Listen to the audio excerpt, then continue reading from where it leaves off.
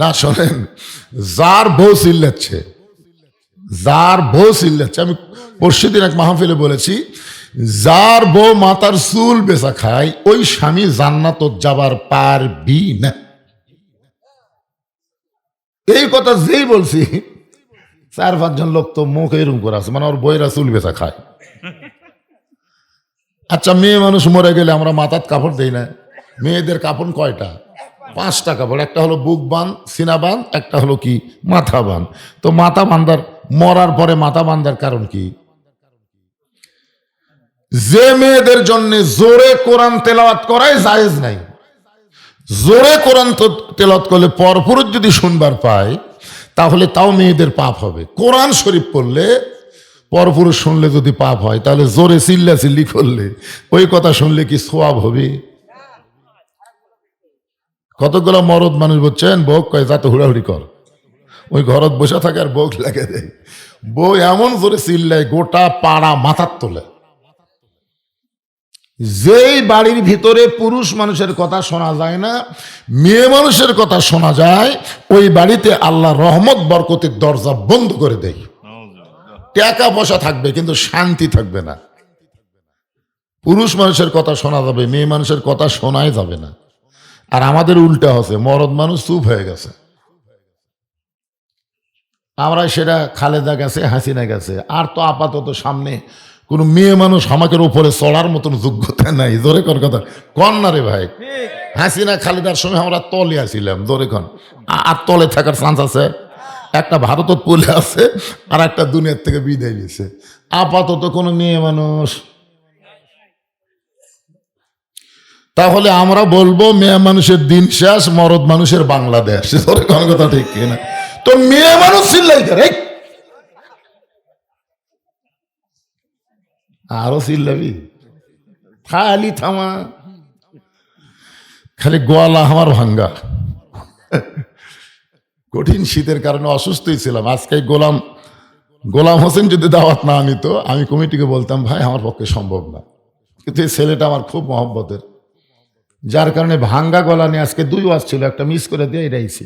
অনেক আগে আইছি আমি, এত আগে আসি না, অনেক আগে মাগরিবের পর পরে আইছি। তো আমার গলা ভাঙ্গা, আপনাকেও তার ভাঙ্গা না ভাঙ্গা, আপনি একটু হোহা করবেন, তার ওয়াজ ভালো হবে। আপনার যদি মনে করেন হুজুরে গেছে আমরাও গেছি, তো কামসার। তো যেই কথা বলতেছিলাম, নামাজের কথা বলতেছি। জোরে কোন কিসের কথা? কারণ আল্লাহর পক্ষ থেকে পুরুষ মানুষের জন্য 1 নম্বর ইবাদতের নামই হলো নামাজ। জোরে কোন 1 নম্বর ইবাদতের নাম কি? নামাজ। নামাজটা হচ্ছে আসরের নামাজ। আমি যে আয়াতে কারিমা তেলাওয়াত করছি, এই আয়াতের শানে বলতেছি আসরের নামাজ। হযরত বেলাল রাদিয়াল্লাহু তাআলা আজান দিয়েছেন। আজান দেওয়ার সঙ্গে সঙ্গে সাহাবীরা মসজিদের মধ্যে ঢুকে গেছে। যখন জামাতের সময় হবে, হযরত বেলাল আকামত দিচ্ছেন, এমন সময় আল্লাহ রাসূল মেহরাবের মধ্যে ঢুকছেন। খুব খেয়াল করেন, মেহরাবের মধ্যে রাসূল ঢুকে ততক্ষণ পর্যন্ত কেবলামুখী হতেন না যতক্ষণ পর্যন্ত মুসল্লিরা সামনে কাতার সোজা না করে দাঁড়াতেন। সামনে কাতার সোজা না করে যতক্ষণ দাঁড়াতেন, সামনে কাতার পুরা যতক্ষণ না হতেন, ততক্ষণ আল্লাহ নবী কেবলামুখী হতেন না। এবং রাসূলের যদ্দূর পর্যন্ত নজর যায় তদ্দূর পর্যন্ত রাসূল ইশারার দ্বারা কাতারগুলো সাইজ করতেন। সুবহানাল্লাহ বলেন। কিন্তু আল্লাহ নবী দেখেন সামনে কাতারের ডান সাইডে একজন সাহাবী বসে আছেন। হযরত বেলাল যখন আকামত দিচ্ছেন, এমন সময় সবাই দাঁড়িয়ে গেছে। আকামত দেওয়া মানেই দাঁড়িয়ে যাওয়া। আকামত মানে কি? কামা থেকে আকামত মানে দাঁড়ান। সবাই যখন দাঁড়িয়ে গেছে, সামনে কাতারের ডান সাইডে একজন সাহাবী তখনও বসে আছেন। আল্লাহ রাসূল বললেন কুমু লিল্লাহি কানিতিন। আল্লাহ কোরআনে বলেছেন দাঁড়াও লিল্লাহি, কার জন্যে? কানিতিন মানে আনুগত্য নিয়ে দাঁড়াও। এই আয়াত যদি আমরা জানতাম তাহলে মসজিদের মধ্যে সিয়ার ঢোকার মতন সাহস কেউ করতো না। এই আয়াত যদি আমরা জানতাম, এই আয়াত আল্লাহ কি বলতেছেন? কুম মানে কি? অর্ডার করতেছেন, দাঁড়াও দাঁড়াও লিল্লাহ। এরপরে যদি আল্লাহ বলতেন লিল্লাহি, এরপর আল্লাহ বলতেছেন কনিতিন।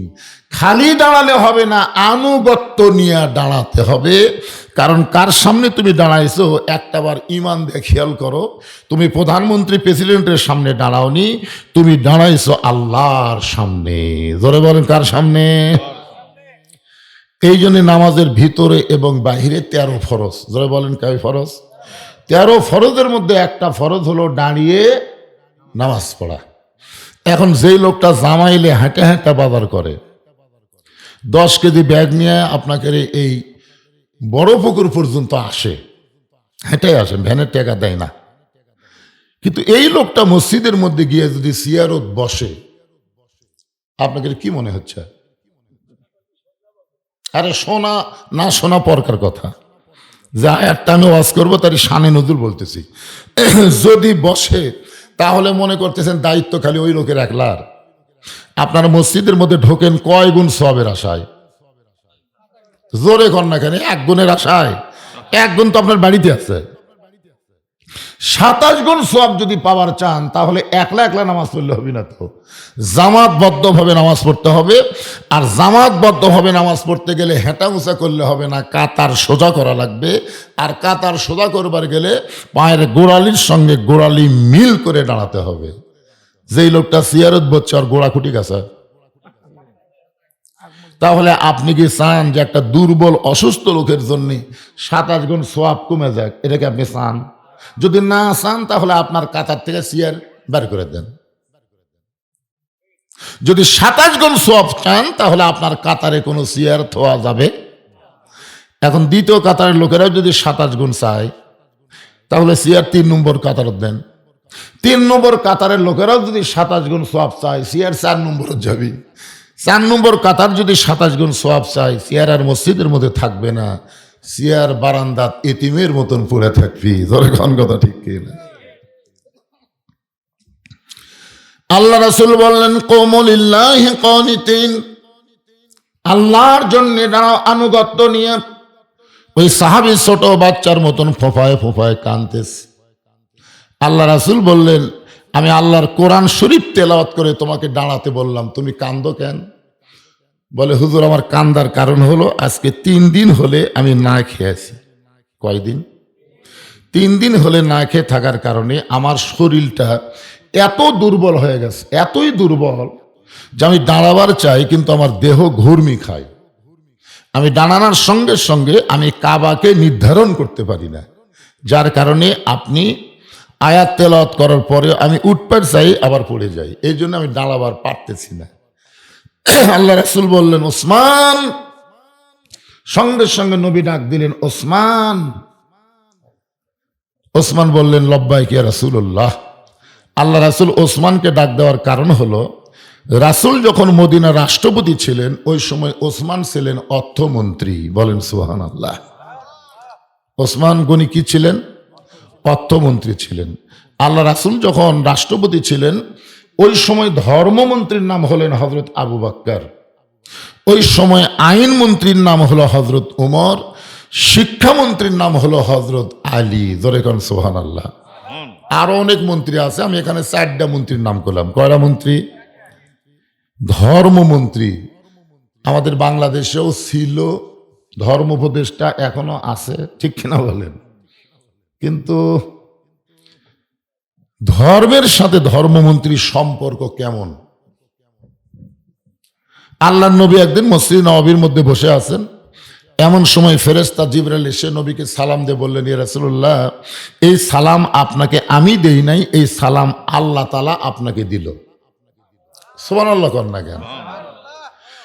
সঙ্গে সঙ্গে নবী দাঁড়িয়ে বললেন, জিবরাইল, আল্লাহ আমাকে সালাম দিয়েছে, আমি আল্লাহর দোস্ত। ফেরেশতা জিবরাইল বললেন, হুজুর শুধু আল্লাহ আপনাকে সালাম দেয় নাই, আপনার ধর্মমন্ত্রী আবু বকরকেও আল্লাহ সালাম দিয়েছে। সঙ্গে সঙ্গে আল্লাহ নবী বললেন, জিবরাইল, আমার ধর্মমন্ত্রী আবু বকরের ভিতরে এমন কি আমল আছে যে আমল করার কারণে আল্লাহ তারে সালাম দিল? এমন কি আমল করেছে যে আমল করার কারণে আরশের আল্লাহ আবু বকরকে সালাম দিল? জিবরাইল বলতেছে, ইয়া রাসূলুল্লাহ, আমি জানি না। কোন আমলের কারণে আল্লাহ আবু বকরকে সালাম দিছে এটা আমি জিবরাইল জানি। রাসূল বলতেছে আমিও তো জানি না। জিবরাইল বলতেছে হুজুর আপনিও জানেন না, আমিও জানি না।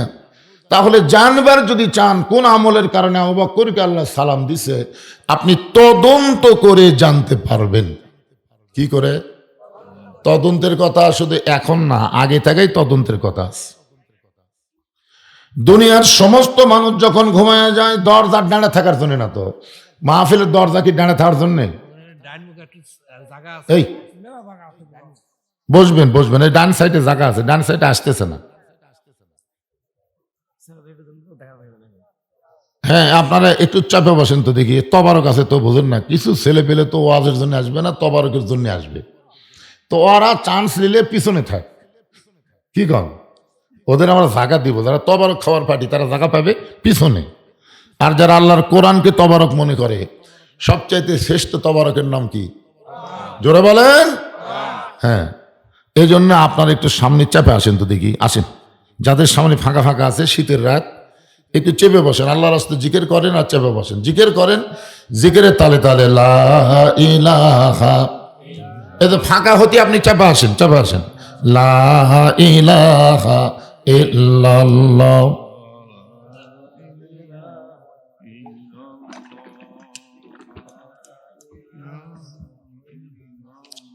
জিকির করে না রে।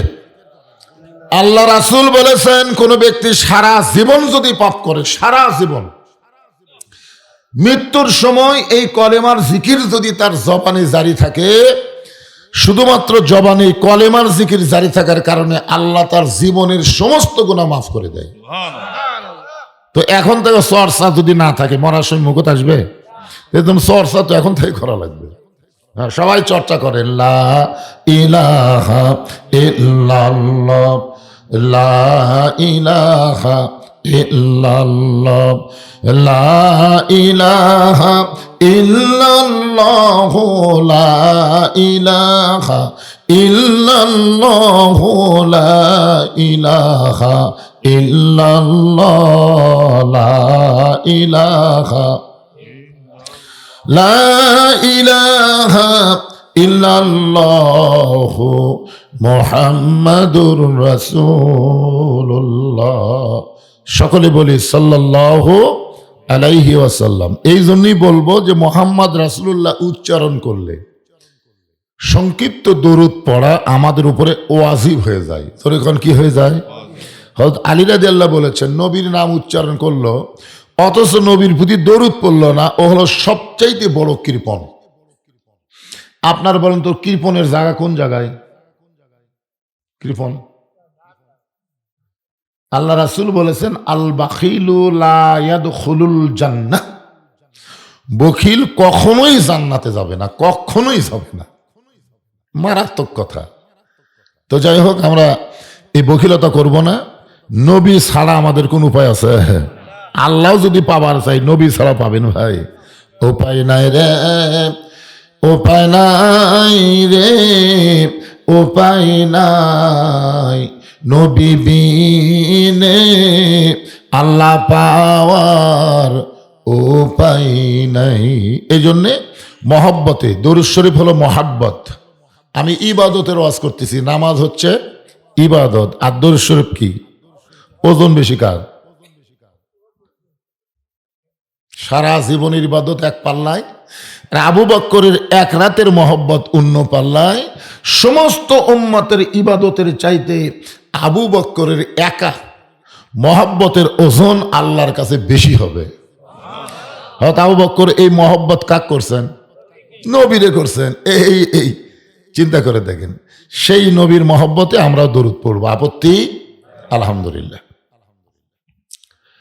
আল্লাহ রাসূল গভীর রাত্রে তদন্তের জন্য বের হলেন। দুনিয়ার সবাই যখন ঘুম পাড়তেছে, এমন সময় আবু বকরের জানলার কাছে গিয়া নবী শুনতে পায় ঘরের ভিতর থেকে ফসফস করে কান্নার শব্দ আসতেছে। কান্নার কোনো সাউন্ড নাই, কিন্তু একটা ফসফসি শব্দ। আল্লাহ রাসূল চিন্তা করলেন যে এই দুনিয়াতে আল্লাহ 10 জনকে জান্নাতের সার্টিফিকেট দান করেছে। বলেন সুবহানাল্লাহ। নবীর প্রত্যেকটা সাহাবীরাই জান্নাতে যাবে। আমাকে একজন বলতে, এই 10 জনকে আল্লাহ জান্নাত দেবে না, সবাই। আল্লাহ কোরআনে বলেছেন রাদিয়াল্লাহু আনহুম অরদু আন যালিকা লিমান খাশিয়া রাব্বাহ। যে সমস্ত মানুষের পিছনে রাদিয়াল্লাহু তাআলা আনহু শব্দ আছে, আল্লাহ তাদেরকে বিনা হিসাবে জান্নাত দিয়ে দিবে। তাহলে সমস্ত সাহাবীরাই কি একসাথে বলেন, সমস্ত সাহারা কি জান্নাতি? কিন্তু 10 জনকে আল্লাহ জান্নাতের সার্টিফিকেট দান করেছে। সেই 10 জনের মধ্যে 1 নম্বরের নাম হলো হযরতে আবু বকর সিদ্দিক। নবী চিন্তায় পড়ে গেলেন, যে মানুষটা জান্নাতের 1 নম্বর, সেই মানুষটা এই সময় কাঁদতেছে, কারণ কি? নবী কিছুই বললেন না। নবী চলে গেলেন মসজিদ নববীতে। ফজরের নামাজ শেষ করার পরে নবী সাহাবীর দিকে মুখ ঘুরে বললেন, আবু বকর, তোমার সঙ্গে আমার গোপন কিছু গল্প আছে। যেই নবী বলেন, আবু বকর, তোমার সাথে আমার গোপন কিছু গল্প আছে, বলা মাত্রই সমস্ত সাহাবীরা মসজিদ থেকে বাইরে চলে গেলেন। সুবহানাল্লাহ বলেন না কেন?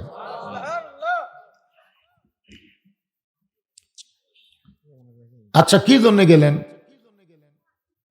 আল্লাহ রাসূল যখন বলেন, আবু বকর, তোমার সঙ্গে আমার গোপন কিছু গল্প আছে, তখন সাহাবীরা মসজিদ থেকে কেন বাইরে গেলেন? কারণ গোপন কথা বলবার গেলে সাহাবীদের থাকা যাবে? তার মানে শুধু রাসূলকে তারা ইমাম মানতেন না, নেতা হিসাবেও মানতেন। সুবহানাল্লাহ না কেন? এখন যদি কোনো ইমাম বলে, মুয়াজ্জিন সাহেব, আপনার সঙ্গে আমার গোপন কিছু গল্প আছে, তাহলে সমস্ত মুসল্লি বলবে, হুজুর, আপনি মুয়াজ্জিনকে নিয়ে বাইরে যান। বর্তমান পরিবেশে হুজুর, আপনি মুয়াজ্জিন গুলা বেড়া দেয় কি কবেন কম। কিন্তু কোরআনের রাষ্ট্র যখন চালু হবে, তখন প্রত্যেকটা ইমাম ওই এলাকার সবচাইতে বড় নির্ভরযোগ্য নেতা হবে। ধরে কেন? সুবহানাল্লাহ। সমস্ত সাহাবীরা যখন বাইরে গেলেন, এমন সময় আল্লাহর নবী আবু বকরকে এক টানে বুকের মধ্যে নিয়ে কপালে চুমু দেবেন, আবু বকর, গোপনে গোপনে এমন কি আমল করো যে আমল করার কারণে আরশের আল্লাহ তোমারে সালাম দেয়? আবু বকর বলে, আল্লাহর শপথ করে বলতেছে, হুজুর, এমন কি আমল আমি করেছি যে আমল করার কারণে আল্লাহ আমারে সালাম দেয়?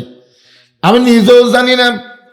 আল্লাহ নবী বলেন, জিবরাইলও জানে না, আমিও জানতাম না, তুমিও জানো না, কিন্তু তদন্ত করার পরে জানতে পারলাম, সবাই যখন ঘুমায় এমন সময় তুমি কেন কাঁদতেছিলে? আবু বকর বলি, রাসূলুল্লাহ, সবাই যখন ঘুমায় এমন সময় আমার কান্নার কারণ হলো, এক সময় আল্লাহর জব্বার আর কাহার, এই 2টা নামের উপরে আমি মোরাকাবা শুরু করলাম। মোরাকাবা যখন করতেছি, এমন সময় হাসরের ময়দানে কে যেন এলান করলো যে আজকে সবাই জান্নাতে যাবে, শুধু একজন ব্যক্তি জাহান্নামে হবে। আমার এত ভয়, সে একজন ব্যক্তি যদি আবু বকর হয়। সঙ্গে সঙ্গে আল্লাহ বললেন, ইন্না আকরামাকুম ইনদাল্লাহি আতকাকুম। ওই ব্যক্তির জন্য আরশের আল্লাহর সালাম হয় যার কলিজার ভিতরে আল্লাহর বেশি ভয়। সেই মানুষটা হলো ধর্মমন্ত্রী। এখন বলেন তো, ধর্ম অনুযায়ী মন্ত্রী তো ঠিক আছে? আছে? আইন মন্ত্রীর নাম কি? কথা কয় না। আপনারা বলেন তো, যে উমরের শানে আল্লাহ তাআলা এই কোরআনে 23টা আয়াত নাজিল করেছে। ধরে কোন সুবহানাল্লাহ। মানে রাসূলের মতের সাথেও আল্লাহর মত মিলে নাই, মত মিলেছে উমরের মতের সাথে। ধরে কোন সুবহানাল্লাহ। সেই উমরকে রাসূল যখন রাষ্ট্রপতি ছিলেন, তখন আইন মন্ত্রীর দায়িত্ব দিয়েছিলেন। অর্থমন্ত্রীর নাম হলো ওসমান গনি। ধরে বলেন, নাম কি? আল্লাহ রাসূল যেই বলেন ওসমান, সঙ্গে সঙ্গে ওসমান বলে, লব্বাইক ইয়া রাসূলুল্লাহ। আল্লাহ নবী বলেন, ওসমান, আল্লাহ তোমাকে এত সম্পদ দান করেছে, আর তোমার ভাই আজকে 3 দিন হলে না খেয়ে আছে। কয়দিন? যার কারণে সে নামাজে দাঁড়াবার পারতেছে না। আল্লাহ তোমাকে এত সম্পদ দিল, আর তোমার ভাই 3 দিন হয়ে না খেয়ে থাকলো, তোমার কি করার কিছুই নাই? আপনার বলেন তো, সম্পদশালীর বাড়ির পাশে যদি কোনো গরিব থাকে, ধনীদের করার কিছুই নাই? সাউন্ড বাড়া দিলে হবে না, এটা সেটা নাই। সে মাইক না তো, এটা এটা আপনি গ্রামগঞ্জের ইয়া বেছে না, সব আইসক্রিম টাইসক্রিম বেছে। কথা টানা তো দূরের কথা, এমনি আমার গলা যা ছিল আজকে কি হবে আল্লাহ ভালো। আপনারা শুনবার পাচ্ছেন? আলহামদুলিল্লাহ, থাক, মেলার লোক শোনানোর কি দরকার। এখন সাউন্ড জোরে দিবি, মানে টানবার পারবি না, খালি ভম ভম ভম করে যা হচ্ছে তা আর হবি না।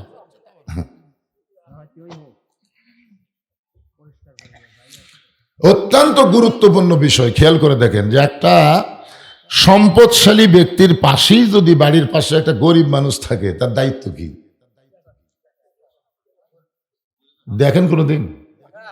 নিজে খালি সমানে গোস্ত কিনতেছেন আর খাচ্ছেন, আপনার বাড়ির তেলানি, ওরে বাবা, গরিবের বাড়ি শোনেন, প্রাচীর যতই দেন, গোস্তর তেলানি, মাছের তেলানি, ওগুলা কি প্রাচীর দিয়ে আটকাবার পারবেন? বাতাসে গরিবের বাড়ির যাবি। অনেক ধনী লোকের সন্তান কমলা খায়, শশা গরিবের বাড়ি ফেলে দেয়। গরিবের বাচ্চা ওই কমলার শশা খুলে নিয়ে বাবক কয় হামো খামো, বাপ কয় চাউল কেনার পয়সা নেই, কমলা খাবো, মারে সর। আপনার বলেন তো এই গুনাহ কার হবে? হ্যাঁ ভাই রে, সম্পদ আপনার না, আল্লাহ পাক আপনাকে দিছে পরীক্ষা করার জন্যে। জোরে কোন কথা ঠিক কিনা? পরের জায়গা, পরের জমি, ঘর বানায় আমি রই, আমি কিন্তু জমির মালিক নই। জমিদারের ইচ্ছা মতন দেই না জমিন চাষ, তাই তো ফসল ফলে না রে, দুঃখ 12 মাস। আমি খাজনা পাতি সবই দিলাম, তবু জমির হয় যে নিলাম, এই দুঃখের কথা কারে কই। পরের জায়গা, পরের জমি, ঘর বানায় আমি রই, আমি কিন্তু জায়গার মালিক নই। জায়গার মালিক কে? জমিদার কে? জমিদারের ইচ্ছা, জমিদারের ইচ্ছা হলো আল্লাহর কোরআন অনুযায়ী চলা। জোরে কোন ঠিক কিনা?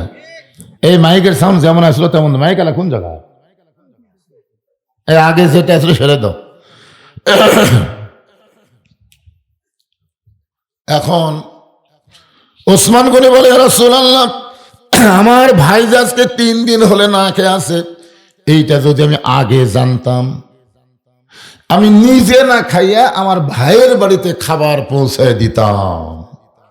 আপনার বলেন তো ওসমান গনির কথা অনুযায়ী আমল ঠিক? আজকে আমাদের বাংলাদেশে অনেক নেতারা বলতেছে গরিবের বন্ধু, সমাজ সেবক, জনদরদি। এই যে কথাগুলো বলে নেতারা গরিবের কাছে যায় ভোট নিচ্ছে, ভোট পাওয়ার পরে নেতা কিন্তু আর শেরপুরেই থাকবে না, নেতা থাকবে ঢাকায়। মাঝে মধ্যে নেতা এলাকার বেড়াবার আসবে, চামচার অত্যাচারী একটা গরিব নেতার কাছে যাওয়ার পারবি না। ধরে খান কথা ঠিক কিনা? এই জন্য আল্লাহ বলেছেন, লিমা তাকুলু মা লা তাফালুন, তোমার কথার সাথে কাজের যদি মিল না থাকে তাহলে তুমি মুনাফিক। জোরে কোন কি ফিক? আরো জোরে কোন। অনেক বক্তারও ওয়াজের সাথে আমলের মিল নেই। এক ছাত্র হুজুরের কাছে প্রতিদিন কোরআন শরীফ পড়বার আসে, হুজুর বলতেছে, তোর কোরআন শরীফ পড়বার তোর বাড়ি? বাড়ি আমার খুবই দূরে হুজুর, ওই দিক দিয়ে ঘুরে ঘুরে ব্রিজ দিয়ে পার হয়ে আপনার কাছে এসে পড়ি। এমন কোন দোয়া আছে যে দোয়া পড়ে নদী পার হওয়া যায়? তো হুজুর বলতেছে, পাগলা, বিসমিল্লাহকে চোখ বন্ধ করবি, তাহলেই পার হবি। হুজুর মনে করছে চোখ বন্ধ করে পানি পাও দিয়ে ডুবে গেলে আর দোয়ার দেখা যাবি না। তুমি এই হুজুরের কথা বিশ্বাস করে ওই সেদিন থেকে বিসমিল্লাহকে চোখ বন্ধ করে নদীর ওই পারে চলে যায়। প্রতিদিন এইভাবেই কিন্তু আসতেছে। একদিন ওর মা বলতেছে, যেই পীর সাহেবের কথাই, যেই হুজুরের কথাই তুই ব্রিজ ছাড়া, নৌকা ছাড়া নদী পার হওয়ার পারিস, সে হুজুরকে একদিন দাওয়াত দিত। তো এখন হুজুরকে দাওয়াত দিছে, দাওয়াত দেয় ব্রিজের দিকে না দেয়, সরাসরি নদীর দিকে যাচ্ছে। হুজুর বলে, কে এদিকে তো নৌকা ব্রিজ নাই। আমি যাই তো। তুই কিভাবে যাস? আপনার দোয়াতেই যাই হুজুর। তখন ওই ছাত্র যে বিসমিল্লাহকে চোখ বন্ধ করছে, নদীর ওই পারে চলে গেছে। বলে, হুজুর আপনি ডানা আছেন কেন? বিসমিল্লাহকে চোখ বন্ধ করেন। হুজুর বিসমিল্লাহকে চোখ বন্ধ করছে, ঢপ করে ডুবে গেছে। হুজুর আপনি ডুবে গেলেন? বলে, আমি ওয়াজত আছি রে, কিন্তু আমলত নাই। আজকে অনেক বক্তারাই কিন্তু ওয়াজ করে ঠিক আমল করে না, যার কারণে এরাও কিন্তু মুনাফিক হয়ে যাবে। জোরে কোন কথা ঠিক কিনা? কথার সাথে কাজের মিল থাকার দরকার আছে না নাই? ওসমান গনি বললেন, এ রাসূলুল্লাহ, আমার ভাইটা আজকে 3 দিন হলে না খেয়ে আছে, এটা যদি আমি আগে জানতাম আমি কোনোদিন নিজে না খাইয়া তার ভাই আমার ভাইয়ের বাড়িতে খাবার পৌঁছায় দিতাম। এখন বলেন ওনার কাজের কথার সাথে কাজের মিল আছে? একটা ঘটনা বলি। এক সাহাবী আল্লাহ রাসূলের কাছে গিয়ে বলতেছি, ইয়া রাসূলুল্লাহ, আমি কয়েকদিন হলে না খেয়ে আছি, যদি পারেন আমাকে একটু সাহায্য করেন। সঙ্গে সঙ্গে নবী এভাবে জুব্বা তুললেন। সাহাবী তাকায় দেখে নবী ক্ষুধার জ্বালায় পেটে পাথর বাঁধে বসে আছে। সাহাবী বলতেছে, হুজুর আমি বুঝবার পারিনি, আমার চাইতেও তো আপনি বেশি ক্ষুধার্ত। আমি না খেয়ে আছি ঠিকই, কিন্তু এখনো পেটে পাথর বাঁধিনি, কিন্তু আপনি পাথর বাঁধে বসে আছেন। হুজুর আপনার কাছে আমি বেয়াদবি করছি, মাফ করে দেন। এই বলে যখন দরিদ্র সাহাবী যাবার চাই, আল্লাহ রাসূল বললেন, সাহাবী তুমি কি জানো, আম্মা সাইলা ফালা তানহার, সাইলকারীকে খালি খালি ফিরান যায় না। বলে হুজুর আপনার যে অবস্থা, আপনি আমাকে কি দিবেন? আল্লাহ রাসূল বললেন, আমি দিবার না পারলে কি হবে, আমার অর্থমন্ত্রী ওসমান গনির কাছে যাও। জোরে কোন সুবহানাল্লাহ। নবীর কথা। ওসমান গনির দরবারে গেল, সন্ধ্যার সময় গিয়া দেখে ওসমান গনির ঘরের বাতির আলো বেশি, সলতা টাইনা টাইনা আলো কমাইতেছে। গরিব দূর থেকে দেখে কয়, আরে আমার ঘরে আর চাইতে বেশি আলো জ্বলে, আমি কোনোদিন সলতা টাইনা আলো কমাই নাই, ই তো যেই কৃপণের কৃপণ, কিসের দান করবি? নবীর কাছে গিয়া বলে, রাসূলুল্লাহ, এমন এক কৃপণের কাছে আমারে পাঠাইছেন, ঘরের সামান্য আলো বেশি হওয়ার কারণে সলতা টাইনা টাইনা আলো কমায়। রাসূল বলে, তুমি কি তোমার অভাবের কথা বলেছ? বলে, বলার মতন পরিবেশ পাইনি। আবার যাও। পরদিন সকালবেলায় ওসমান গনির দরবারে গরিবটা গেছে কিছু পাওয়ার জন্য, গিয়া দেখে ওসমান গনি রাত্রেবেলা যেই বালিশে ঘুম পাড়ছে, ওই বালিশের কোনা ফাটা তুলা ঘরের মধ্যে পড়ে গেছে। ওসমান গনি তুলাগুলো খোঁটায় খোঁটায় বালিশের মধ্যে ঢুকায়। গরিব মনে চিন্তা করে, এরকম তুলা যদি আমার ঘরের মধ্যে পড়তো, আমি শামটা দিয়া ঝাড় দিয়ে ফেলে দিতাম। এত কৃপণের কৃপণ সামান্য তুলার লোভ সহ্য করতে পারে না, খোঁটায় খোঁটায় বালিশের খোলের মধ্যে ঢুকাই, আমারে কি দিবে? নবীর কাছে গিয়ে বলে, রাসূলুল্লাহ, আপনি দিবার পারবেন না, কিন্তু এমন কৃপণের কাছে আমারে কেন বারবার পাঠান? আল্লাহ রাসূল বলে, তুমি কি তোমার অভাবের কথা বলছো? বলে, বলার মতন কোনো পরিবেশ পাই নাই। রাসূল বললেন, তাহলে আবার যাও। নবীর কথা মতো পরদিন সকালবেলা গিয়ে দেখো ওসমান গনি খালি গায়ে বসে আছেন, খালি গায়ে। লোকটা চিন্তায় পড়ে গেল, কেন খালি গিয়ে বসে আছেন? কিছুক্ষণ পরে দেখতে পাই ওসমান গনির কোলের মধ্যে একটা পাঞ্জাবি কয়েক জায়গায় ছিঁড়ে গেছে। ওই ছিঁড়া পাঞ্জাবি সেলাই করবেন, কিন্তু শোয়ের মধ্যে সুতা ঢোকাবার পারতেছেন না। চোখের পাওয়ার কম হওয়ার কারণে শোয়ের মধ্যে সুতা ঢোকাবার যখন পারতেছেন না, বারবার চেষ্টা করেও হয় না। এমন সময় গরিব বলতেছে, ওসমান ভাই। ওসমান গনি ঘাড় ঘুরায় বলতেছে, আসসালামু আলাইকুম ভাইজান, কি খবর? বলে, রাস্তা দিয়ে যাচ্ছিলাম, কিন্তু আপনার করুণ অবস্থা, শুয়ের মধ্যে সুতা ঢোকাবার পারতেছেন না, দেন আমি শুয়ের মধ্যে সুতা ঢুকাই দিই। ওসমান গনি সুই সুতা দিলে তিনি শুয়ের মধ্যে সুতা যখন ঢুকাই দিয়েছে, খপ করে হাত ধরে বলতেছে, ভাইজান, আমার ছেঁড়া পাঞ্জাবি সেলাই করার সুযোগ করে দিলে, শুয়ের মধ্যে সুতা ঢুকাইয়া, এর বিনিময়ে তুমি কি চাও? গরিব মনে মনে কয়, যেই কৃপণের কৃপণ, ও আমারও তো কিছু দিবার পারবে না। রাগ করে বলতেছে, আমার হাতটা ছাড়া দেন। হাতটা ছাড়া দিলে আমি চলে যাই। ওসমান গনি ডাক দিল ম্যানেজার। সঙ্গে সঙ্গে ম্যানেজার বলে, স্যার আমারে ডাকলেন কেন? ওসমান গনি বলতেছে, এই ভাইটা আমার শোয়ের মধ্যে সুতা ঢুকায়া আমার সিনা পাঞ্জাবি সেলাই করার সুযোগ করে দিল, এর বিনিময় 100 উট এরে দিয়ে দাও।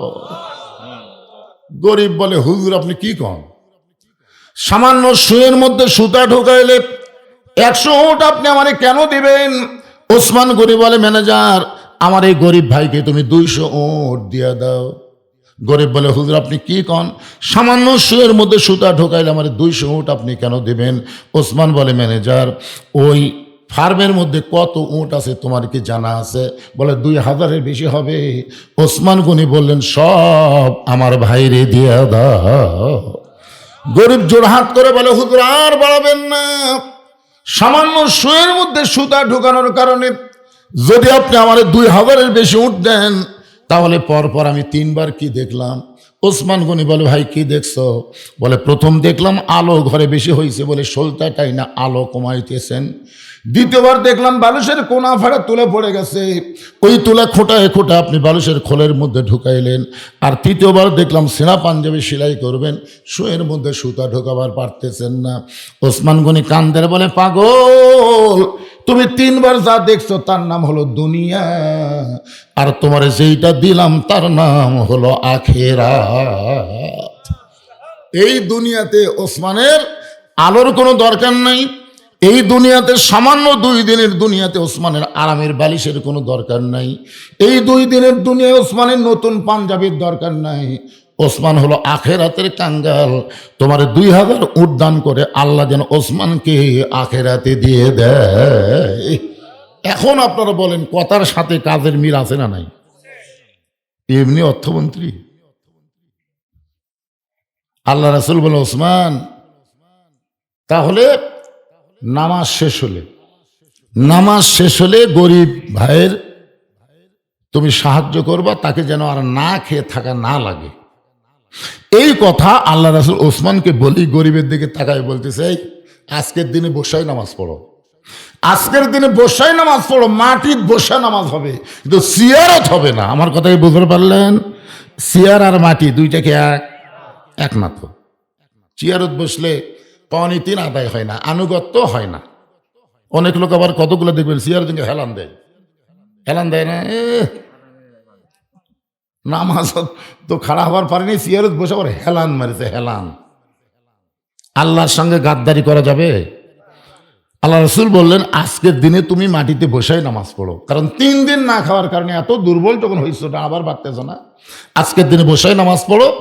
নামাজ শেষ হওয়ার সঙ্গে সঙ্গে ওসমানের কাছে যাবে, ওসমান এমন দেওয়া দিবে তোমার আর কোনোদিন না খেয়ে থাকা লাগবে না। সুবহানাল্লাহ রাখেন। ওসমান গনিকে কম দিবি কি মনে হয়? শোয়ের মধ্যে সুতা ঢুকালে কটি দেয়? 2000 কি দেয়? উঠ বোঝেন? আমরা কয়েকবার হজ করবার গেছি, এখন পর্যন্ত ছাগল ছাড়া দুম্বাই কুরবানি দিবার পারিনি। একবার 7 জন হাজি মিলে উঠে বাজারে গেছিলেন, উটের দাম শুনে সবাই কানো থাক দেখায়, না ভাই এই টাকাতে যায় নামাজ কিনবো, খুরমা খেজুর কিনবো, কিন্তু উটের ধারে যাবো না। পরে ওই যে লেয়ার ভেড়া একটা ছাগল যেটা দেশত আমরা দিই, ওটাই আবার কুরবানি করে সব বাড়িতে আসে। খোঁজরা দেখবেন উট কুরবানি দেওয়ার মতন হাজি আপনাকে শেরপুরে নাই, এক দবির হাজি থাকলে হতে পারে, অন্য কেউ দিবি না। একটু মনোযোগ দিয়ে শুনবেন। আল্লাহ রাসূল বললেন, নামাজ যখন শেষ হবে ওসমানের কাছে যাবে, ওসমান এমন দেওয়া দিবে তোমার আর কোনোদিন না খেয়ে থাকা লাগবে না। ওই দুর্বল সাহাবী ছোট বাচ্চার মতন জোরে জোরে কান্না শুরু করছে। রাসূল বললেন, কি জন্যে কান্দ?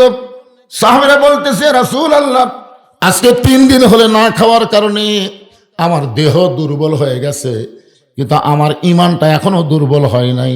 আমার বিশ্বাস আল্লাহ আমাকে সাহায্য দিবে, আল্লাহ আমাকে সাহায্য দিবে, কারণ ইয়্যাকা না'বুদু ওয়া ইয়্যাকা নাস্তাইন। আমি ইবাদত করি কার? আমি সাহায্য চাই কার কাছে? যতক্ষণ আমার ঈমান বলবে আল্লাহ আমাকে সাহায্য দিবে, দরকার হলে আমি না খাইয়া মরে যাব, কিন্তু আমার আল্লাহ বাদ দিয়া ওসমানের কাছে আমি যাব না। আস্তাইনু বিসসবরি ওয়াসসালাহ। দরকার হলে ওই দুর্বল সাহাবী বলতেছে, আমি না খাইয়া মরেই যাব, কিন্তু আমার আল্লাহ বাদ দিয়ে আমি ওসমানের কাছে যাব না। এই কথা যেই বলেছে সঙ্গে সঙ্গে আল্লাহ নবী বললেন, আজকে আসরের নামাজ দেরিতে হবে। কি হবে? আকামত কিন্তু হয়ে গেছে। হযরত বেলাল কি দিচ্ছে? আকামত দিচ্ছে। আর এই সময় রাসূল বললেন, আজকে আসরের নামাজ দেরিতে হবে। এই কথা বলে আল্লাহ রাসূল মেহরাব থেকে ওই দুর্বল সাহাবীর দিকে পা বাড়াইছে। মসজিদ তো আমাদের আপনাদের মসজিদ ছোট মসজিদ না, মসজিদ নববী ছোট মসজিদ। আল্লাহ রাসূল মেহরাব থেকে যখন দুর্বল সাহাবীর দিকে পা বাড়াইছে, এমন সময় হযরত উমর আল্লাহ রাসূলের জুব্বা টেনে ধরছে। আইন মন্ত্রী, ধরে কোন কি মন্ত্রী? আইন মন্ত্রী জুব্বা টেনে ধরে বলতেছে, ইয়া রাসূলুল্লাহ, আপনার জুতার পরশে আল্লাহর আরশ ধন্য হয়ে যায়। সুবহানাল্লাহ। কেন আপনার জুতার পরশে আল্লাহর আরজ ধন্য হয়ে যায়। আর আপনি কেন দুর্বল সাহাবীর কাছে যাবেন? আপনি হুকুম দেন, টাইমে আপনার কাছে নিয়ে আসবো। ওমর ফারুকের আইনমন্ত্রী মনে মনে চিন্তা করতেছে ওই সাহাবী হয়তো বেয়াদবি করছে, কারণ নবী বলতেছেন আমার শেষ করা ওসমানের কাছে যাও, আর ওই বলতেছে আমি বেঁচে থাকা অবস্থায় যাবো না। তার নবীর সাথে বেয়াদবি হলো না? কথা বলেন, হলো কি হলো না? এই জন্যে ওমর ফারুক বলতেছে হুজুর আপনার জুতার পরশে আল্লাহর আরজ ধন্য হয়, আপনি কেন ওর কাছে যাবেন? বরং আপনি হুকুম দেন, অক্সিয়াং দোলা করে আপনার কাছে নিয়ে আসতেছি। এমন সময় আল্লাহ নবী, ওমর তুমি দুই চোখ দিয়ে দুর্বল সাহাবী দেখতেছো, এই দুইটা চক্ষু বন্ধ করো। আমি নবী কেন ওর কাছে যাই এটা তুমি দুই চোখ দিয়ে দেখলে বুঝতে পারবা না। সুবহানাল্লাহ। আমি নবী কেন দুর্বলের কাছে যাচ্ছি এটাই দুই চোখ দিয়ে দেখলে বুঝতে পারবা না। এটা দেখবার গেলে তোমার দুই চোখ বন্ধ করে দেখা লাগবে। এখন আপনাদের কাছে আমার প্রশ্ন হলো, দুই চোখ বন্ধ করে কি দেখা যায়? আমরা সেই মুসলমান দুই চোখ বন্ধ করে দেখতে পাই না। অথচ ছোটবেলায় প্রত্যেকটা মুরব্বী লেখাপড়া করছে, একে চন্দ্র, দুয়ে পক্ষ, তিনে নিত্র। নিত্র মানে চোখ। চোখ কয়টা? তাহলে দুই চোখ বন্ধ করলে দেখা যায় না, তো ওই চোখের খবর কি?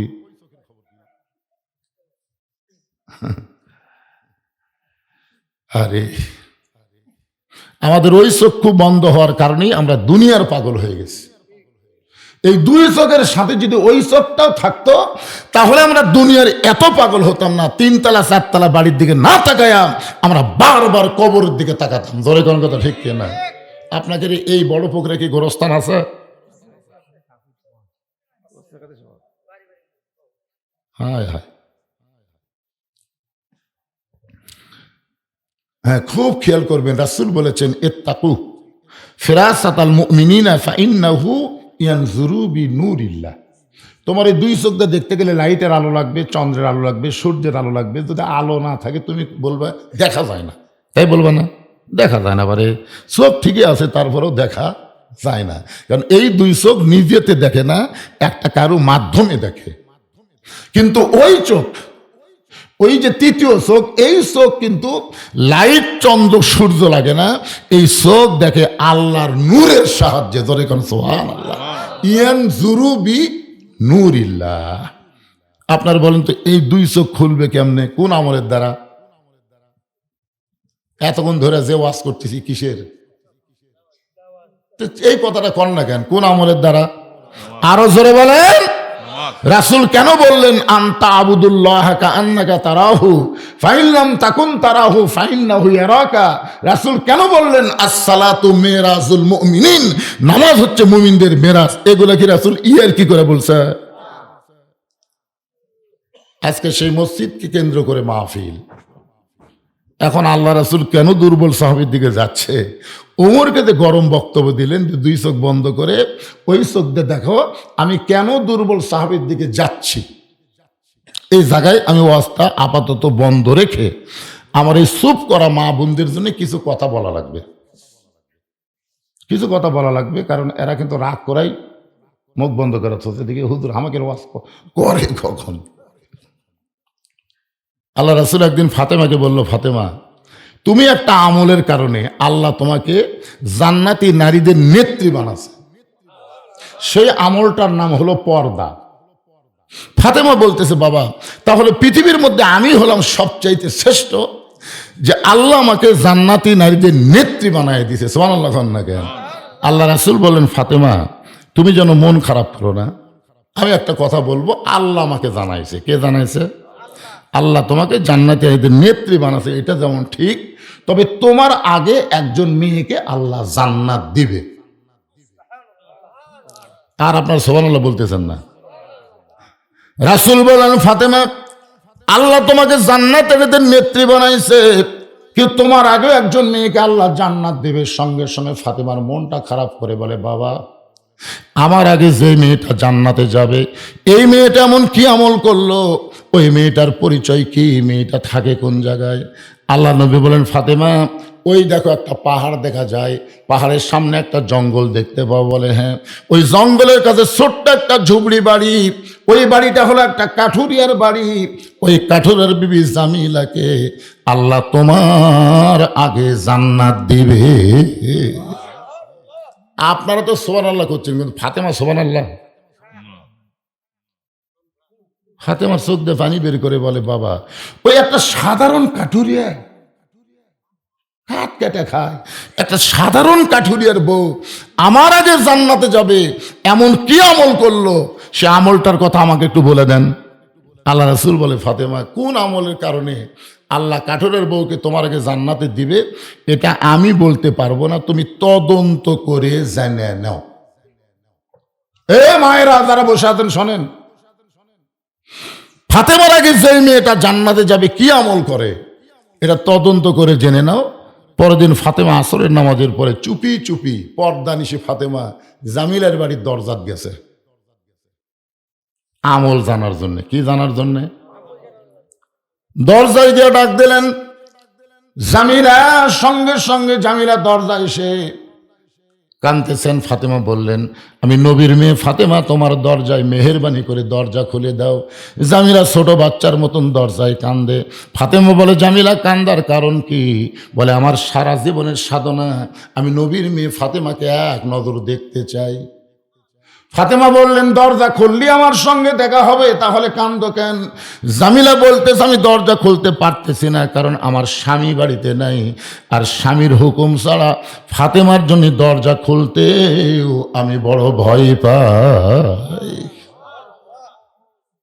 ফাতেমা চমকে উঠছে, ওরে বাবা রে, একটা মেয়ের সাথে একটা মেয়ে দেখা করবে, এখানেও বলে স্বামীর হুকুম লাগবে। আর সেই মেয়ে কি সাধারণ মেয়ে? যে মেয়েটা দরজার এপারে দাঁড়িয়ে জামিলাকে ডাকতেছে, আপনার বলেন সেই মেয়ে কি সাধারণ মেয়ে? তাহলে নবীর মেয়ে ফাতেমার সঙ্গে দেখা করতে গেলে স্বামীর হুকুম ছাড়া দেখা করা যায় না। এই মেয়েটা কি এটা আমাকে জানাই লাগবে। ফাতেমার আগ্রহ আর বেড়ে গেছে। জামিলা বলতেছে, মন খারাপ করেন না, আজকের মতো আপনি ফেরত যান, আগামীকাল এই সময় আসা মাত্রই আমি দরজা খুলে দিব, আমার সঙ্গে আপনার দেখা হবে। কারণ আমার স্বামী রাত্রেবেলা বাড়িতে আসবে কাঠ বিক্রি করে, আমি স্বামীর কাছ থেকে হুকুম নিব, আগামীকাল এই সময় আসেন, দরজা খুলে দিব। ফাতেমা বললেন, অবশ্যই আসবো ইনশাআল্লাহ। চলে আসলেন বাড়িতে। পরের দিন আসরের নামাজের পরে ফাতেমা যখন আবার জামিলার বাড়ির দিকে রওনা দেয়, এমন সময় ফাতেমার ছোট ছেলে হোসাইন সামনে দাঁড়ায় বলে, মা, গতকাল অনেক বেলা অনেকক্ষণ আপনাকে খুঁজেছি মা, অনেকক্ষণ পর্যন্ত খুঁজেছি, কিন্তু আপনাকে বাড়িতে পাই নাই। গতকাল এই সময় কোথায় গেছিলেন, আজকেও কোথায় যাবেন? আজকে আর আপনাকে একা যাইতে দিব না, আমি হোসাইন আপনার সঙ্গে যাবার চাই। হাসান হইলে বুঝান যাইতো, কিন্তু হোসেন জেদি হওয়ার কারণে ফাতেমা কিছুই বলতে পারতেছেন না। ওই হোসেনকে সঙ্গে করে জামিলার বাড়ির দরজায় হোসেন দৌড়ে গিয়ে বলতেছে, মা, গতকালে এই ভাঙ্গা বাড়ির দরজায় আপনি আইছিলেন, আজকেও আসলেন, এই বাড়িতে এমন কি আছে মা, যেই বাড়িতে আমার মা আসে, এই বাড়িওয়ালা কেন আমার মায়ের কাছে যায় না?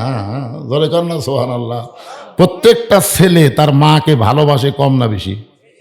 যে আমার মা এই ভাঙ্গা বাড়ির দরজায় গতকাল আইসে, আজকেও আইলো, এমন কি আছে এই বাড়িতে, আমার মা কেন আসে? এমন সময় ফাতেমা গিয়ে বলে, জামিলা, তুমি কি দরজা খুলবা? জামিলা বলতেছে, 1 ঘন্টা হলে খোলার জন্য দাঁড়িয়ে আছি। ফাতেমা বলতেছে, তাহলে দরজা খুলে দাও। জামিলা বলতেছে, কে যেন আপনাকে মা মা বলে ডাকতেছে, ওই বাচ্চাকে নিয়ে যদি আপনি ঢুকতে চান তাহলে আজকের মতো আপনি ফেরত যান, কারণ আমার স্বামী শুধু আপনার ব্যাপারে দরজা খোলার হুকুম দিচ্ছে, আপনি বাচ্চা কাচ্চা নিয়ে আসবেন এই ব্যাপারে তো আমার স্বামী হুকুম দেয় নাই।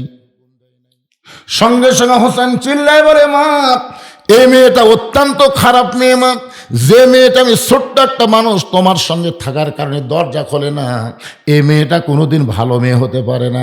এমন সময় ফাতেমা হোসেনকে কোলে নিয়ে কপালে একটা চুমু দিয়ে বলে, বাবু, তুমি ছোট্ট মানুষ, তুমি বলতে তো খারাপ মেয়ে, অথচ তোমার নানা বলেছে ওই মেয়েটা তোমার মায়ের আগে আল্লাহর জান্নাতে যাবে। তুমি ছোট্ট মানুষ, তুমি বোঝো না, এই কারণেই তুমি বলতেছো খারাপ মেয়ে। কিন্তু তোমার নানা বলেছে ওই মেয়েটা তোমার মায়ের আগে জান্নাতে যাবে। সঙ্গে সঙ্গে হোসাইন মায়ের হাত ধরে বলতেছে, মা তাহলে অজাতা এই জায়গায় ঘুরে লাভ নাই, আসল জায়গায় তোমাকে নিয়ে যেতে চাই। হোসাইন মায়ের হাত ধরে বলতেছে, অজাতা এ জায়গায় ঘুরে লাভ নাই, আসল জায়গায় তোমাকে নিয়ে যাবার চাই। এখন আপনারা বলে তো মুসলমানের জন্য আসল জায়গার নাম কি? মসজিদ। আগলা আব্দুল আলিম কস, আব্দুল আলিম মনে বড় আশা ছিল আমি যাব মদিনায়। ওই সময় কিন্তু বহু আলেম আব্দুল আলিমের এই গানে খুব রাগ করছিল। ওই সময় রাগ করে বলেছিল আব্দুল আলিম তো মূর্খ মানুষ, এই জন্য কি করতে কি কয়।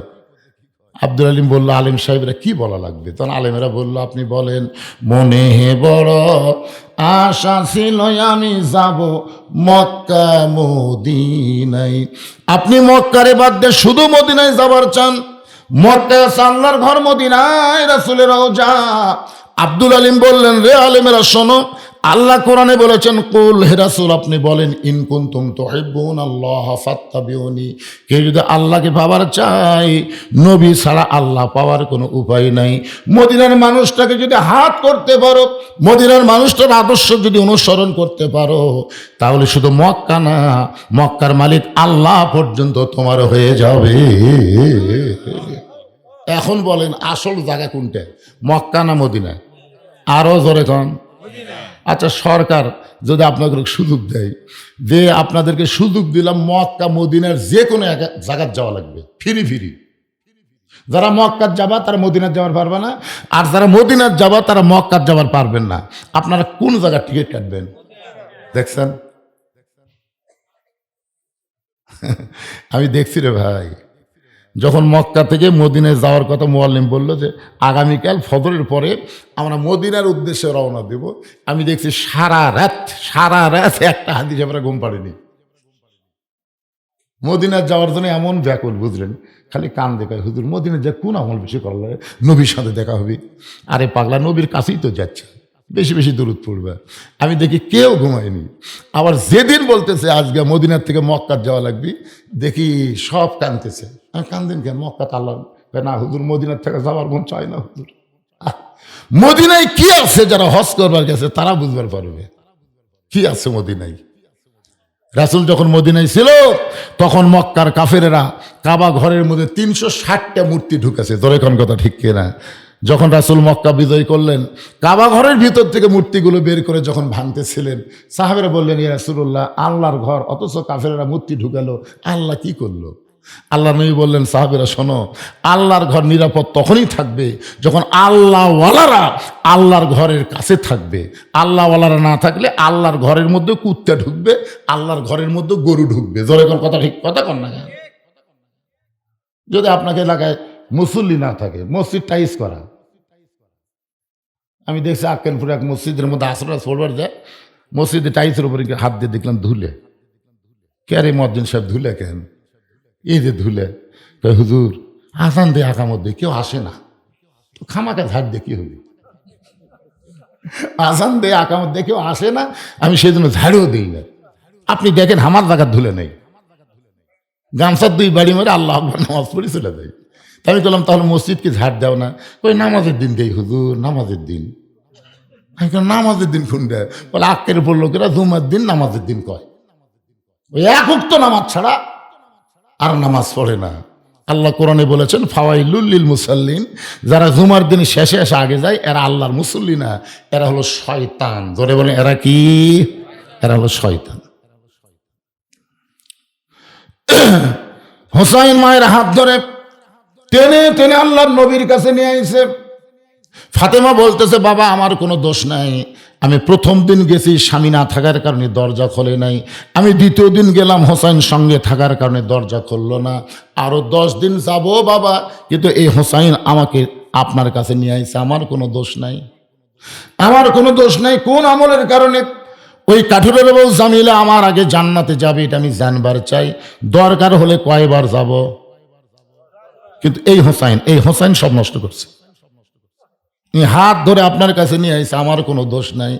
সঙ্গে সঙ্গে হোসাইন মায়ের হাতটা ছাইড়া দিয়ে এক দৌড়ে গিয়ে নানার হাত ধরে বলে, নানা, আমার যেই মাকে আপনি কাঠুরার বাড়ির দরজাত পাঠালেন, আপনি কি আমার মারে চিনেন?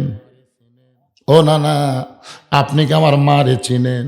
নানা গো, আপনার কাছে আমার প্রশ্ন হলো, আপনার মা আর আমার মা, এই দুই জনের মধ্যে কার মার দাম বেশি? আপনি যদি আপনার মারে পাঠাইতেন আমার কোনো আপত্তি ছিল না, কারণ আপনি একদিন বলেছেন আমার মা জান্নাত পাবে কি পাবে না তার কোনো গ্যারান্টি নাই। কিন্তু হোসেনের মা ফাতেমা শুধু জান্নাত পাবে না, জান্নাতি নারীদের নেত্রী হবে। যেই হোসেনের মা জান্নাতি নারীদের নেত্রী হবে, তাকে আপনি পাঠাচ্ছেন একটা কাঠুরের বইয়ের দরজাত। আপনি আর মাও চিনেন? ওরে বাবা রে! আল্লাহ রাসূল বলে, হোসাইন তুই কি বলবার স্যার? হোসাইন বলতেছে, কোন আমলের কারণে ওই কাঠুরের ও জামিল আমার মায়ের আগে জান্নাতে যাবে, এটা যতক্ষণ আপনি না বলবেন আপনার হাত আমি ছাড়বো না। দেখি তো কি করেন। নবীর হাত এভাবে চাপিয়ে ধরে বুকের মধ্যে তুলছে, জেদি বেশি, বুঝলেন না? সঙ্গে সঙ্গে আল্লাহ নবীর আগে, আলী রে, কে রে আলী? আলী দৌড়াইছে, হুজুর আমারে ডাকলেন কেন? দেখ তোর বেটা যেভাবে আমার হাত চাপে ধরছে। হোসেন বলতে, আলী বলতে যাই, হোসেন এই নানার হাত ছেড়ে দাও। হোসেন বলতেছে, আব্বা আপনি জানেন কি কাম করছে? আমার মাকে কাঠুরের বউয়ের বাড়ির দরজা পাঠাছে আর বলেছে ওই কাঠুরের বউ নাকি আমার মায়ের আগে জান্নাতে যাবে। আপনি বলেন এটা কি নানা ঠিক করছে? আলী বলতেছে, আরো জোরে ধর, আরো জোরে ধর। নবী বলতেছে, হাত ছাড়ানোর জন্য তোকে ডাকলাম আর তুই আরো জোরে ধরতে পারিস কেন? আলী বলতেছে, হুজুর আপনি এই কথা মেয়ে মানুষকে বলবার গেলেন কেন? কে আগে জান্নাতে যাবে এটা পুরুষকে বলেন। আবু বকর আগে যাবে, তারপরে উমর যাবে, তারপরে ওসমান যাবে, তারপরে আলী যাবে। আমরা মরদ মানুষের বিশ্বাস হলো জান্নাত পালি হলো, আগে কি আর পরে কি পালি হলো। জোরে কোন কথা ঠিক কিনা? এইটা মেয়ে মানুষ কবার গেছেন কেন? আপনি জানেন মেয়ে মানুষ কি জাত? সোনাল্লাহ খান না কেন? হয়তো আলী নবীকে বলতেছে, এইটা মেয়ে মানুষকে কেন বলবার গেলেন? আল্লাহ রাসূল বলে, আলী একদিন তোমাকে নিষেধ করেছিলাম, আজকে তোমাকে বলার হুকুম দিয়ে দিলাম। ধরে কারণ সুবহানাল্লাহ। ফাতেমা বলে, স্বামী গো, আমার বাবা একদিন আপনাকে বলতে নিষেধ করেছিল, আজকে বলার হুকুম দিল, বলেন তো বিষয়টা কি? আলী বলতেছে, কোন আমলের কারণে জামিলা তোমার আগে জান্নাতে যাবে ওটা আল্লাহর নবীও জানি, আমিও জানি। ফাতেমা বলতেছে, আপনি জানেন তো আমাকে বলেননি কেন? বলা নিষেধ, তোমার বাবাই আমাকে নিষেধ করছে। তোমার বাবাই বলেছে, আনা মাদিনাতুল ইলমি ওয়া আলিউ বাবুহা, আমি হচ্ছে এলেমের শহর, আলী হচ্ছে তার দরওয়াজা। তোমার বাবার মধ্যে যত এলেম আছে আমার দরজা দিয়ে সে এলেম দুনিয়াতে প্রকাশ পাবে। ধরে কেন সুবহানাল্লাহ। কিন্তু এখন শহরে যদি নিষেধ করে আমি দরজা কেমনি খুলবো? রাসূল বলেন, আলী আজকে বলে দাও, হোসেন যেভাবে আমার হাত ধরে আছে বলে দাও, বলে দাও। এবার হযরত আলী বলতে, ফাতেমা তাহলে শোনো, কোন আমলের কারণে কাঠুরের জামিলা তোমার আগে জান্নাতে যাবে এইটা যদি শুনবার চাও তাহলে তোমাকে ধৈর্য ধারণ করা লাগবে। কারণ একজন মেয়ের কাছে আর একজন মেয়ের প্রশংসা করলে মেয়েরা ধৈর্য ধরতে পারে। করে দেখছেন কোনদিন? আমি একদিন আমার বইয়ের কাছে খালি বলছি, আল্লাহ যদি আমাকে জান্নাতে হুর দেয়, হুরের চোখ হবে এইরকম, মুখ হবে এইরকম, মানে হুরের কথা বলতেছি কোরআন থেকে। আর বউ দেখি বালুচ বগলের মধ্যে লিয়ে বের হয়ে যাচ্ছে। আমি কোথায় যাও? হুরকলিয়া থাকে না, আমার কি দরকার? আমি সেই দিন থেকে তওবা করছি, কোনো মেয়ের প্রশংসা তো বইয়ের কাছে করাই যাবে না, এমনকি হুরের কথাও বলা যাবে না। তারা এত হিংসু, বেহেশতের হুরকেও সতীন মনে করে। ধরে কথা কন না কেন ভাই? যান দেখেন, কান ফেলে খেলে শুনতেছে। আরে হিংসা হওয়া ভালো। স্বামী কোনো মেয়ের না হোক, প্রত্যেকটা মেয়ে এভাবে স্বামীকে ভালোবাসা দরকার। ধরে কোন কিনা? এমন ভালোবাসা দেন বাহিরের একটা মেয়ের দিকেও আপনার স্বামী তাকাবে না, ঘরতে এসে আপনাকে দেখলে পাগল হয়ে যাবে। কিন্তু আপনার তো ঘরের মধ্যে পেতনি হয়ে থাকেন, মা বাইরকার গুলা কি সাজা গুজা ঘরে, বাড়িতে এসে দেখে এটি হলুদ বেরাতেছে, এটি কালি বেরাতেছে, কাপড় চোপড় ময়লা পড়ে আছে। কোনো জায়গার যখন যাবার চায় ভালো কাপড় বাইর করে পরিয়ে তারপরে যায়। আমি বলতেছি বাহিরে যখন যাবেন কালো বোরকা পরবেন, ভালো কাপড় পরবেন স্বামীর কাছে। ধরে কথা কন না কেন? কারণ মেয়েদেরকে শুধু একজনই দেখতে পারবে প্রাণ ভরে, তার নাম হলো স্বামী।